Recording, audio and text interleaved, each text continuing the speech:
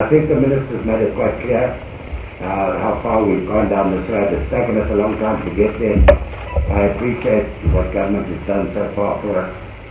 And I'd just like to say or reiterate that farmers today have got a commitment. Every single farmer in Zimbabwe has a commitment.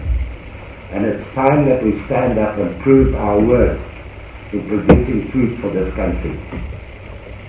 We've had enough chances, we need to get on with it. I don't think any of us as farmers are proud that we have to import food into this country from South Africa or anywhere else. So I support government that we've got to get agriculture back to what it was, and we can be proud of it. Thanks very much. I just want to say this is not to do with commercial or CFU or that. We're talking agriculture in general here when we talk that. And it's been made quite clear that we've had some failures in the past in agriculture in the last few years. And anybody that qualifies, as far as I'm concerned, and from what the messages I've been getting from my various ministers, is anybody across the board that qualifies for farming, you need to get agriculture going. So therefore, that is what we're aiming for.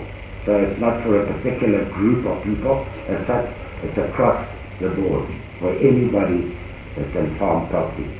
Thank you.